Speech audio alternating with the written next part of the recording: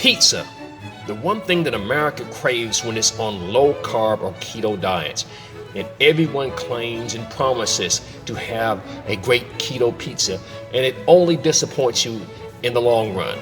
Hi, I'm Dr. FeelRight, and many of you have enjoyed my first keto pizza recipe. It is a great recipe that is a very good one, but I wondered, what if I could find a way to improve upon it?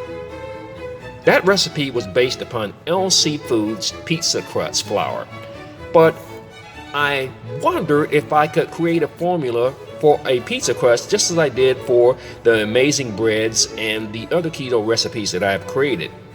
Well, through many iterations and many creations, I have created the best keto pizza that has been made to date, in my opinion. This pizza has a crust that is close to takeout, and it is close as any keto pizza can manage. And it's not a conglomeration of a package of cheese or a bunch of cauliflower that has been mashed together and baked, but an actual crust.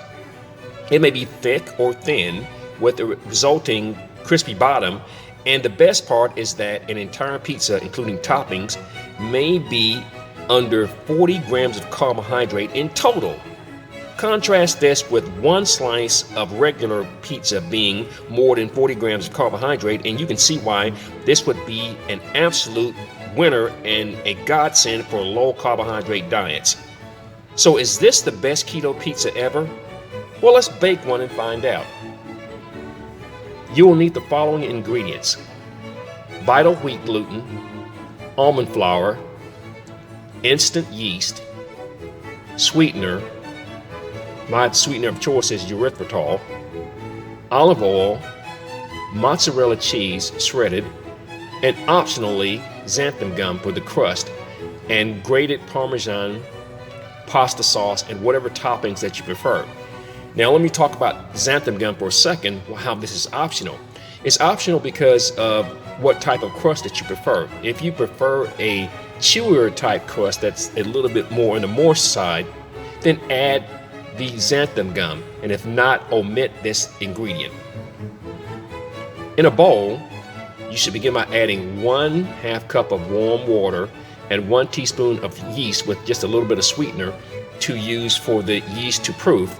Then add 1/2 cup vital wheat gluten, 1/2 cup almond flour, 4 teaspoons olive oil, 1/2 teaspoon sweetener, 1/4 cup mozzarella cheese, and the optional 1 teaspoon xanthan gum that I mentioned before. Mix these ingredients together with a fork until the ingredients start to come together. Then form a ball and knead it for 1 minute.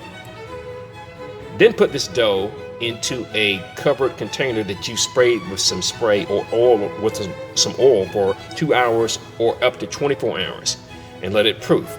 It's going to double in size nearly. So then, after this period of time, what you do is you take your cast iron skillet that I've always recommended that you use, you oil it, and then you spread the dough into a uniformly round in order to start to assemble the pizza. Then you next add 1/4 cup of the pasta sauce, and you can add a little bit more. That's to your own flavor or your own liking. Then you sprinkle Parmesan cheese over the sauce and then add a layer of the mozzarella cheese. Then you add your favorite toppings, and then as a final step, cover with the final layer of the Parmesan cheese. Now you want to bake the pizza on the bottom rack of a 450 degree oven for 18 to 22 minutes, depending on the amount of toppings. So if you're going to use a lot of vegetable toppings, or if it's really thick on top of the crust, you want to go more towards the 18 to 22 or more towards the 22 minutes. But what you want to do is you want to monitor the situation and just look at the pizza when it gets to about the 18-minute mark and kind of judge whether or not it's to your liking. The resulting pizza will look like this: crisp and delicious. If you didn't tell anyone and you gave them a couple of slices, no one would know that this was keto pizza with less than 5 grams of carbohydrate per slice. Try it yourself and then ask yourself this question: is this the best keto pizza ever? I'm sure that you'll agree. I'm Dr. FeelRight, and rest assured that I am always looking to create foods and health-driven content that not only helps you to eat right and lose fat, but to feel right and be healthy. Once again, thanks for watching, and as usual, have a great day.